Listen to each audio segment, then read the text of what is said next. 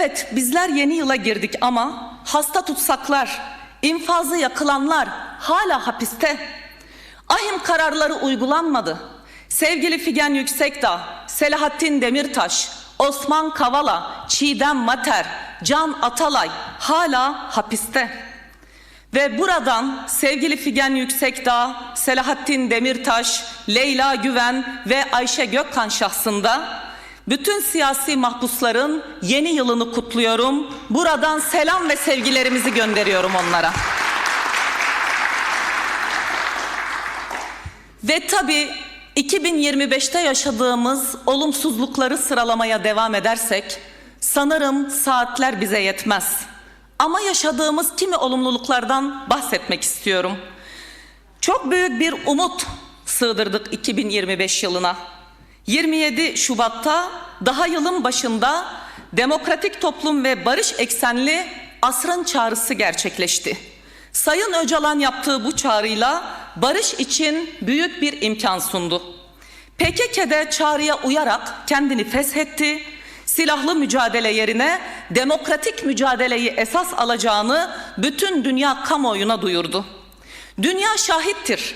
Kürt halkı ve özgürlük hareketi barış iradesini çelikten bir duruşla ortaya koydu. Bu duruşu da sürdürmektedir.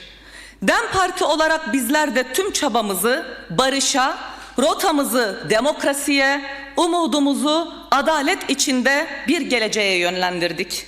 Mücadeleyi ve müzakereyi bu eksen etrafında yürüttük. Ve mecliste bütün Türkiye kamuoyunun yakından takip ettiği üzere bir komisyon kuruldu. Komisyon önemli dinlemeler gerçekleştirdi. Akabinde beklenen İmralı ziyaretini de gerçekleştirdi. Ve Kürt meselesinde tarihi bir eşikten atlandı diye ifade ettik. Evet, iktidar ve devlet 2025'teki bu gelişmelere yakışacak adımları ve toplumsal beklentileri ne yazık ki henüz karşılayamadı. Artık adım atma zamanı. Barışı gerçekleştireceğimize, demokrasiyi bu topraklara armağan edeceğimize yürekten inanıyoruz, kendimize güveniyoruz ve bizler bu güvenle 2026'ya adım attık ve bu yıl bizler biliyoruz ki bu anlamıyla hepimize çok büyük görev ve sorumluluklar düşmektedir. Bakın 2026'da barış ve demokrasiyi eş zamanlı büyütmeyle karşı karşıyayız. Böyle bir sorumlulukla karşı karşıyayız. Türkiye'de yaşanan temel sorun şu: barış için ortaya çıkan tarihsel imkan somut siyasal ve hukuki adımlarla karşılık bulmuyor. Süreç belirsizliklerle yönetiliyor. Zamana yayılıyor. Bu barışı ilerletmiyor. Barış, açıklık, cesaret ve kararlı bir irade ister. DEM Parti olarak şunun altını ısrarla çiziyoruz. Barış süreci belirsizliğe terk edilemez, zamana yayılamaz, başka siyasal dosyaların gölgesine sıkıştırılamaz. Bu süreç niyet beyanıyla değil, meclisten geçecek bir demokratikleşme ve barış paketiyle ilerleyebilir. Yapılması gerekenler somut. İlk etapta hızlıca bazı adımların atılması gerekiyor. Çok söyledik, çok tekrar ettik. Tekrar etmeye de devam edeceğiz. Sayın Abdullah Öcalan'ın özgür iletişim ve haberleşme koşulları sağlanmalıdır. Partiler komisyona raporlarını verdi. Herkes kendi penceresinden kendi raporunu yazdı. Bundan sonra hızla yapılması gereken şey ortak konsensüsle bir raporun açığa çıkmasıdır. Ortak rapor hazırlanırken kırmızı çizgiler dayatmak yerine çözüme hizmet edecek bir perspektifle yazılmalıdır bu rapor. Komisyonun Kürt meselesini bütün boyutlarıyla çözemeyeceğinin zaten hepimiz farkındayız. Ama komisyon Kürt meselesini şiddet zemininden hukuki ve bir siyasi zemine çekebilecek adımların atılmasını sağlamakla yükümlü zaten. Bunun için ilk elden PKK'ya ve sonuçlarına ilişkin özel bir yasa çıkarılmalıdır. Kayyum rejimi derhal son bulmalıdır. Ahmet Türk'ün beraatine rağmen hala Mardin'de kayyımın görev süresinin uzatılmış olması bu sürecin ruhuna ters düşmektedir. Demokratik entegrasyon yasası çıkarılmalı. İnfaz hukukunda kapsamlı, adil, eşitlikçi düzenlemeler yapılmalıdır. Siyasi tutsaklar derhal serbest bırakılmalıdır. Bunun için çalışmalıdır bu komisyon, bunun için çalışmalıdır meclis. Bugün Meclis ve Siyaset Kurumu'nun önünde tarihsel bir sorumluluk duruyor değerli arkadaşlar. Barış bir hükümet politikası olmanın ötesinde Türkiye'nin ortak geleceğini kurma meselesidir. Buradan hem iktidara hem muhalefete açıkça sesleniyoruz. Barış oy hesabına, seçim takvimine, anketlere, polemiklere, farklı ajandalara kurban edilemez. İktidarın sorumluluğu süreci ertelemek değil, somut ve güven verici adımlarla süreci ilerletebilmektir. Muhalefetin sorumluluğuysa seyirci olarak izlemek değil, demokratik çözümün bir parçası olabilmektir. Bakın süreç karşıtlığı hızla örgütleniyor, farkındayız hepimiz. Ve bu süreç bölünme getirir diyorlar bunlar. Oysa tam tersine inkar ve baskı politikaları ülkeyi böler. Demokratik bir çözüm Türkiye halklarının birliğini güçlendirir. Süreç karşıtlığı bu ülkenin ortak geleceğine düşmanlıktır. Kan ve gözyaşı üzerinden siyaset yapma ısrarının ta kendisidir. DEM Parti olarak biz barışı mecliste savunacak, sokakta örgütleyecek ve büyüteceğiz. Barış sadece kürsülerde değil, mahallelerde, iş yerlerinde, sokaklarda, okullarda, köylerde, kentlerde. Yani barış yaşam alanının her yerinde savunulmalı. Biz bu inançla, bu umutla ve bu kararlılıkla bu süreci bugüne kadar getirdik ve bu anlamıyla emek harcayarak bu süreci bugüne kadar getirdik. 2026'da da aynı şekilde bu çalışmaları sürdüreceğimizin altını burada bir kez daha çizmek isterim. Kadın özgürlük mücadelesinden ekolojiye, emekçilerin, yoksulların haklarından gençlerin geleceğine kadar her alanda demokratik cumhuriyeti örme hedefiyle mücadele hattımızı büyüteceğiz.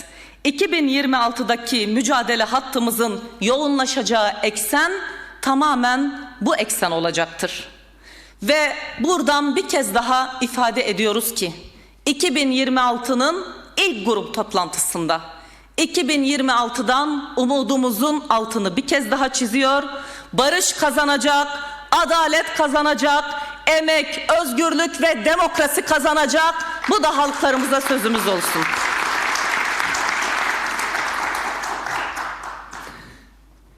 Değerli Türkiye yurttaşları, bakın 2026'ya girdik. 2026'nın ismini, altını şöyle çizmek istiyorum. 2026 açlık yılı olacak. Açlık yılı. Ülkenin dört bir tarafı açlıkla, yoksullukla boğuşuyor. Türkiye ekonomisi tarihin en büyük krizleriyle karşı karşıya. AKP iktidarı ne yaparsa yapsın politikaları dikiş tutmuyor, yama üstüne yama, söz üstüne söz kuruyor ama çözüm üretemiyor. Bakın ekonomi veri yığınından oluşan bir şey olduğunu iddia edenler öyle değil. Bununla kendilerini savunmaya kalkan iktidar şunu bilmeli ki ekonomi veriler yığını değildir. Ekonomi yaşamın kendisidir. Ekonomi iştir, aşktır, ekmektir. Hangi veri yığınıyla ekonomi iyi gidiyor yalanına sarılabilirsiniz? Emekliler tabutun üstüne emekli yazıp yürüyüş yaparken hangi soğuk rakamlarınız emeklinin sorununu çözebiliyor ki? Damat modeli çöktü. Türkiye ekonomi modeli de çöktü. Şimşek programı da çöktü ve bunun faturasını emekliler, emekçiler, yoksullar ödüyor. Siz değerli yurttaşlarımız, sizler ödüyorsunuz bunun bedelini. Bizzat 2026 yılı Cumhurbaşkanlığı yıllık programına göre sosyal yardıma muhtaç hane sayısı 4,5 milyona ulaşmış durumda. Yani yaklaşık 20 milyon kişi yardımla hayatını idame ettirebiliyor. 1 milyondan fazla çocuk okula sosyal yardımlar olmadan gidemiyor. Genel sağlık sigortası prim borcunu ödeyemeyen insan sayısı 9,5 milyona dayanmış durumda. Asgari ücreti 28.075 lira yapmak, ülkenin yarısını açlığa mahkum etmek demektir. Çalışanların yarısını açlık sınırının altında yaşamaya mecbur etmek demektir. 2026 yılı asgari ücreti belirleyenlerin sadece tercih ve politika problemi yok, vicdan problemi var. Açlık sınırının altında belirlenmiş olan bu asgari ücreti belirlemek için politik tercihlerinin en vicdansız renginden olması gerektiğinin burada altını çiziyoruz. Vicdansızsınız. Vicdansızsınız. Bu ülkenin yarıya yakınını açlığa ve yoksulluğa mahkum etmişsiniz. Vicdansızsınız, vicdansızsınız, vicdansızsınız. Bakın bu vicdansızlığın son örneğini dün yaşadık. Memurlar, memur emeklileri ve emeklilerin zam oranları belirlendi. SSK ve Bağkur emeklilerine sadece %12,19 zam yapıldı. Yanlış duymadınız. 12,19. Memur ve memur emeklilerine ise %18,6 zam yapıldı. Bu memur, bu emekli ne yesin? Taş mı yesin? Taş mı kaynatsın tenceresinde? Bu sefalet zammına karşı sadece kiraları, bırakın temel gıdayı vesaire, sadece kiralardaki artışa bakalım, %34,88. Bu komik ama acımasız zamlar TÜİK verilerine göre düzenlendi. Kamu emekçi sendikalarının deyimiyle rakamlar sahte, yoksulluk gerçek. İktidarın milyonlarca insana mesajı net. Siz açlıkla, sefaletle, yoksullukla boğulun, kuru ekmek yiyin, taş yiyin ama asla sesinizi çıkarmayın, dışarı çıkıp herhangi bir basın açıklamasıyla açlığınızı dile getirmeyin. Ve bakın değerli yurttaşlarımız, bu kara tabloya rağmen bizler çaresiz değiliz.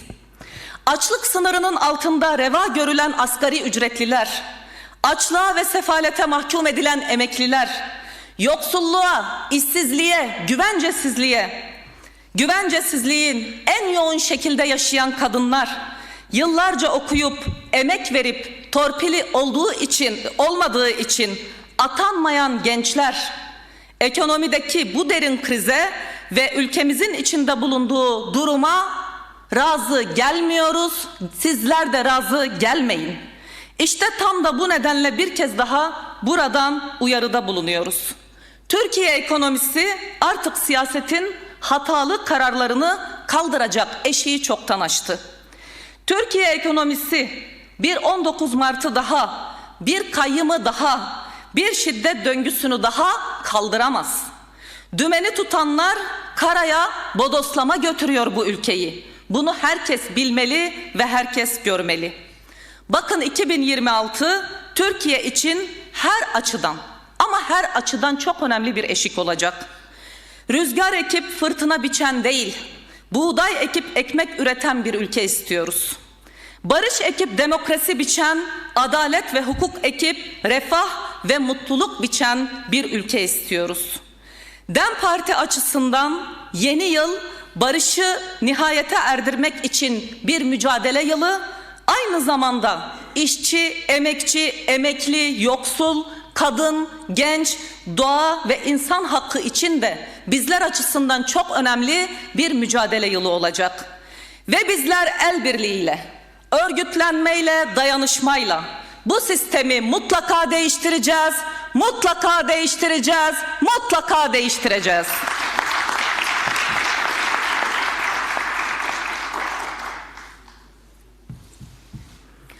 Değerli Türkiye halkları, emperyalizmin yeni paylaşım savaşları peşinde koştuğunun hepimiz farkındayız.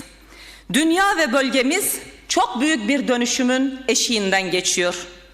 Dünyadaki jeopolitik manzaraya baktığımızda iç barışın, demokrasinin, adaleti sağlamanın neden önemli olduğunu çok daha iyi görebiliriz. Dünya güç siyasetinin sert ikliminden geçiyor. Böyle dönemlerde içeride kavga eden ülkeler dışarıda savrulur. İç barış basitçe bir iyi niyet meselesi değildir. Türkiye halklarının güvenliği ve refahının sigortasıdır.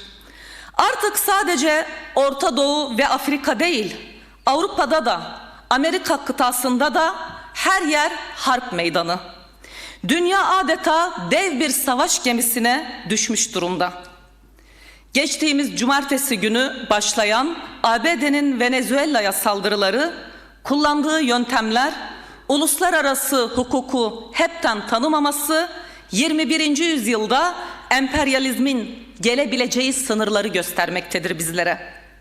Venezuela Devlet Başkanı Maduro'nun yatağından kaçırılıp alıkonması, hiçbir devletin, siyasetçinin ve halkın güvende olmadığının en çarpıcı kanıtıdır. Bunu kabul etmek mümkün değildir. Uluslararası hukuku tanımayan bu korsanvari tutumu asla kabul etmiyoruz. Venezuela'da yaşananlar uyuşturucuyla mücadele, narkoterör, bu söylemlerle meşrulaştırılmaya çalışılıyor ama gerçekte hedeflenenin ne olduğunun farkına varılmalıdır. Burada hedeflenen rejim değişikliği, özellikle Çin-Rusya nüfuzunu kırmak, İran'a mesaj vermek, enerji denkleminde ve çok kutuplu hale gelen yeni dünya düzeninde ABD'nin kendi üstünlüğünü tahkim etme adımları olarak görmek gerekiyor. Yani hedef bir kuşatma stratejisidir. Şimdi de ABD, Grönland'ı, Kolombiya ve Küba'yı benzer bir kuşatmayla tehdit etmektedir. ABD'nin son ulusal güvenlik strateji belgesi 200 yıl önceki Monroe Doktrinine dönüşü işaret etmektedir. Latin Amerika yeniden arka bahçe olarak ilan ediliyor. Ne bir halkın egemenliğini hedef alan dış kuşatma kabul edilebilir değerli arkadaşlar, ne de bir halkı baskıya mahkum eden bir yönetim anlayışı kabul edilebilir. Çözüm ikisi de değildir. Çözüm ne dış bir müdahalededir ne de statükonun içeride baskı yapmasıdır. Bu bakımdan politik hattı halkların faydasına görmek, okumak ve tarif etmek zorundayız. Yani çözüm Venezuela halkının özgür iradesini kullanabileceği bir ortamın sağlanmasıyla mümkündür. Milyonlarca insan, hatta milyarlarca insan emperyalist ve kapitalist sistemin ağır tehdidi altında. Sistem bütün dünya nimetlerine çökmüş durumda ve bizler bu zorba düzene hayır diyoruz. Bu zorba düzeni asla kabul etmiyoruz. Daha yaşanılabilir, adil ve demokratik bir dünya pekala mümkündür. Emperyalist güçlerin dünyayı 3. büyük savaşa sürükleme halini durdurmanın yolu gerçek anlamda bir enternasyonalist barış hareketini örgütleyebilmekten geçer. Halkların, işçilerin, emekçilerin, kadınların, doğa ve insan hakları savunucularının enternasyonalist bir örgütlenme ve mücadele dışında bir seçeneği yoktur. Böylesi bir mücadele emperyalizmin zehrine karşı bir panzehir olabilir. Ve değerli halklarımız, bakın bizler Venezuela'yı, ABD'yi, Latin Amerika'yı konuşurken Orta Doğu yangın yeri olmaya devam ediyor. Bir çağ yangını yaşıyor bu coğrafya. Yemen'de yıllardır süren çatışmalar dinmiyor. Körfez güçlerinin vekalet savaşı bu topraklarda açlığı, sefaleti ve ölümü üretmeye devam ediyor. Bakın yakın tarihte neler yaşandı? Tarihi kanla yazılmış Somali'de bugün benzer bir senaryo devrede. Somaliland meselesi bölgesel güçlerin çıkar kavgasının yeni sahnesine dönüşmüş durumda. Körfez'den gelen petrodolar yeni iç çatışmaların yakıtı oluyor. Libya'da derin ayrışmalar var. Sudan'da Körfez'in petrodolarlarıyla finanse edilen katliamlar hız kesmiyor. Artık Afrika'da, Orta Doğu'da, Asya'da bir bölgenin kaderini diğerinden ayırmak mümkün değil. Bölgelerin kaderi ve bu ülkelerin kaderleri birbirine sımsıkı dolanmış durumda. Bir yerde olanın diğerinin kapısında, evinin kapısında zuhur ettiğini, karşılık bulduğunu hepimiz farkındayız. Ve bakın yine Orta Doğu'nun yeni yangın yeri İran. İran rejimi demokratikleşmeyi reddetti. Hakkı, hukuku sağlamıyor. Kadınlara saldırmaya devam ediyor. Milyonlarca insan açlıkla ve yoksullukla karşı karşıya ve hakkını aramak için şimdi sokaklarda, meydanlarda. Ve son protestolarda onlarca sivil katledildi. Yüzlercesi yaralı, binlercesi tutuklu. Saldırılar gittikçe yoğunlaşıyor. Daha vahimi, bakın gözaltılar sürerken tutuklu bulunan ve hakkında idam kararı olan Kürt siyasetçiler böylesi bir atmosferde idam ediliyor. Bunu kabul etmek asla mümkün değildir. Ve emperyalist güçlerin bölgede kurdukları oyunun da farkındayız. Bölgeyi yeniden dizayn etme hamlelerinin de farkındayız. Başta İran ve Türkiye olmak üzere oynanan bu oyunları boşa düşürmek istiyorsa bu iki ülke, bunun için atılması gereken adımlar nettir ve içerideki baskılara son vermek. Özellikle ben hem ülkemiz Türkiye için hem İran için bu yaşanan konjektürel gelişmeler, emperyalizmin bölgedeki yeniden bölgeyi dizayn etme politikalarına karşı bir tavır ortaya konulacaksa bu bilinsin ki evinizin içini düzeltmeniz gerekiyor. Ve halklarla barışmanız gerekiyor. Gerçek demokrasiyi ve özgürlükler alanını açmanız gerekiyor. İran rejimi bu toplumsal dönüşüm taleplerine asla kapalı kalmamalı. Bu hakikat tüm Orta Doğu ülkeleri için geçerli değerli arkadaşlar. Düşman kapınızı çaldığında hızla dağılmamak ve evinizi hızla toparlayabilmenin yolu evinizin içine demokrasi, barış, adalet ve özgürlükle doldurmanız gerekir. Bunları hukuki güvence altına almanız gerekir. İşte o zaman halklar birbirine daha kuvvetli ve daha güçlü kenetlenirler. Yüreğimiz İranlı kadınların, gençlerin, emekçilerin, yoksulların, dışlanan Kürtlerin, tüm halkların ve inançların yanında atmaya devam edecek. Ve buradan, bu kürsüden bizler bir kez daha Jina Mahsa Aminalara buradan binlerce kez selam olsun diyoruz.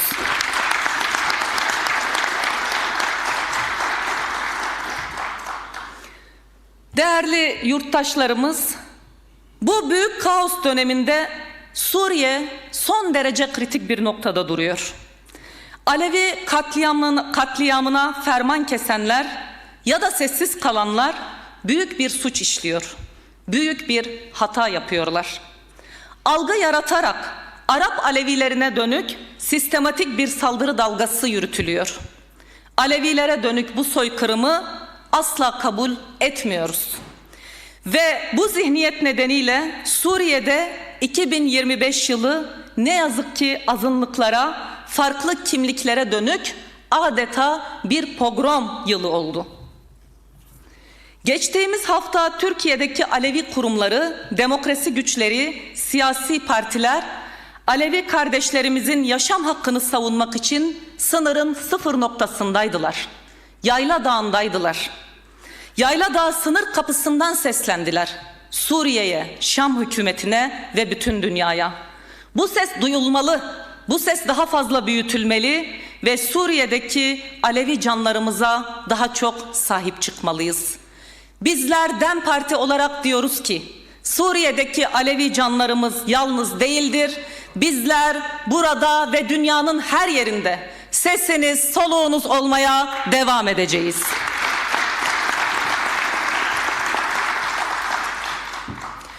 Evet, bu gerçekler yaşanırken Suriye demokratik güçlerini, Kürtleri ve özerk yönetimde yaşayan halkları tehdit ediyorlar. Teslim olun diyorlar. Biz de buradan soruyoruz. Bugüne kadar hangi sorun teslimiyetçi bir anlayışla çözüldü? Mevcut geçici yönetimin tekçi, mezhepçi, ırkçı yapısının farkında değil misiniz? Orada yaşanan Dürzilere ve Alevilere dönük bu kadar capcanlı, dipdiri hala devam eden bir katliam yaşanırken Kürtlere bu çağrıyı yapmak hangi anlayışa sığar? İşte bu gerçeklere rağmen Kürt halkına teslim ol demek ne kardeşliktir, ne eşitlikten yana olmak demektir, ne de adildir. Bakın, Kürtler size Rojava'dan buraya elini uzatıyor. Elini uzatıyor Kürtler bize. Sınırın öte yanından. Gönlünü açıyor bize. Farklılıkları yok sayan Şara rejimini Kürt'e karşı öne sürmekten vazgeçin.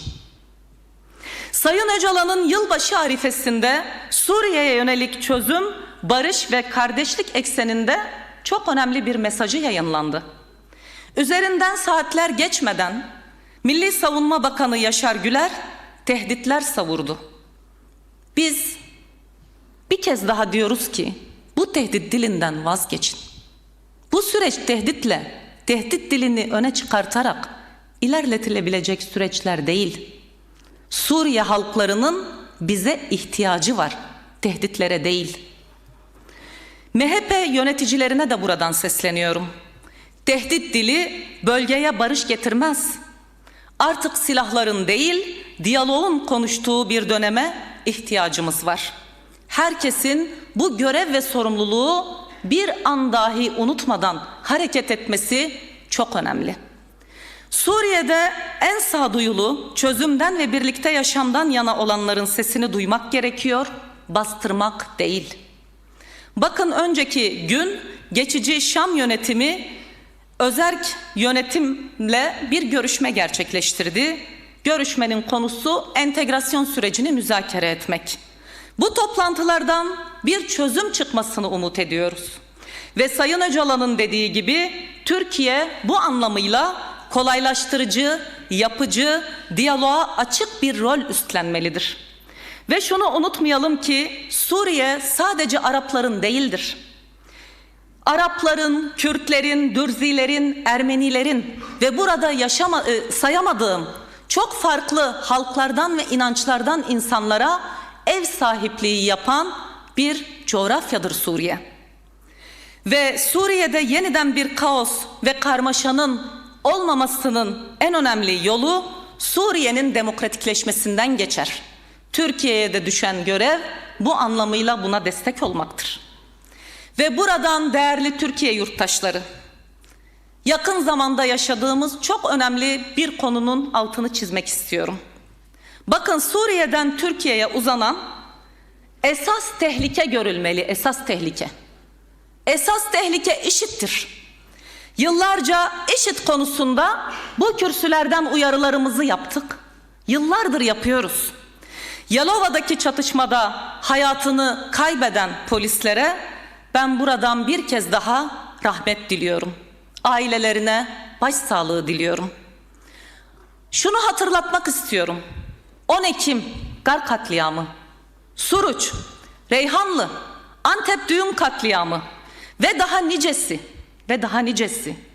Bakın, hakkıyla soruşturulsaydı, hakkıyla bunların üzerine gidilseydi, bir yargılama yapılsaydı, bugün IŞİD'in bu şekilde Türkiye'nin dört bir yanına üstlendiğini görmeyecektik. Bu engellenecekti. Ama ne yazık ki bilerek ve isteyerek bunun önü açıldı. Bunun önünün bilerek ve isteyerek açıldığının da belgeleri mevcuttur. Mahkeme tutanaklarında, itirafçıların belgelerinde mevcuttur. IŞİD bölgedeki bütün halkların başına gelmiş en büyük belalardan biridir. Türkiye'de IŞİD örgütlenmesinin hortlaması Suriye'deki gelişmelerden de bağımsız düşünülemez. Hortlaması veya hortlatılması Suriye'deki gelişmelerden bağımsız düşünülemez. Kürtlere teslim olmayı dayatanlar o bölgedeki IŞİD'in varlığını görmezden gelemez, ona göre tutum almalıdır. Bakın, Suriye'de Kürtleri tehdit etmek, IŞİD'i cesaretlendirmektedir. Ankara şunu görmeli: Kuzey ve Doğu Suriye, Türkiye için bir beka sorunu değil, IŞİD karanlığına karşı en güvenli duvardır. Bir gazete var ki adeta gerçekten darbe mekaniğini değirmenine su taşırcasına haber yapıyor. Nasıl bir barış ve çözümü bozarımın derdinde. Utanmadan IŞİD'çileri SDG gönderdi diyor. Gerçekten öyle diyor. Rast geldiniz mi bilmiyorum.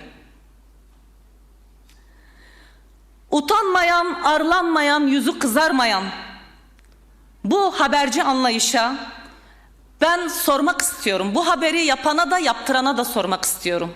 Allah aşkına, yaptırdığınız ya da yaptırdığınız bu habere siz inanıyor musunuz? Hiç inandıklarını sanmıyorum. Bir amaçla atıyorlar bu manşeti. Bütün dünya asan, kesen, kelle uçuran, adeta 40 haramiler gibi Suriye ve Irak topraklarına hunharca dalan IŞİD nerede yenildi? Bütün dünya IŞİD'in yenilebileceğini nerede gördü? Kobani direnişinde gördü. Rojava'da gördü. Kuzey ve Doğu Suriye topraklarında gördü. Kürt halkının, Arap halkının ve oradaki bütün halkların verdiği ortak mücadelede gördü IŞİD'in yenilebileceğini. İktidara ve dış politikaya yön verenlere buradan çağrımızdır: Türkiye'deki ve Suriye'deki IŞİD tehdidini önemseyin, lokal görmeyin, stratejik ele alın, değerlendirin ve bu konuda gerekli tutumu alın. Bunun altını burada özellikle çiziyoruz ki yarın öbür gün olabilecek meselelerde bizler uyarımızı şimdi buradan yapmış olalım. Ve bakın, IŞİD'in üstlendiği bölgeleri eminiz ki MİT'in belgelerinde nerede ve nasıl örgütlendikleri mevcut. Bu konuda önlem alın. Türkiye'nin ve Suriye'nin başına kimse bunları bela etmesin. Ve şu bilinmeli ki IŞİD'in panzehiri Türkiye'de ve Suriye'de adil bir kardeşlik hukukunun tesis edilmesinden geçer. Bu panzehirin formülü de Türkiye'de yürüyen barış ve demokratik toplum sürecinin başarıya ulaşmasıdır. IŞİD karanlığını ancak demokrasi ışığıyla söndürebiliriz. Bu böyle bilinmeli.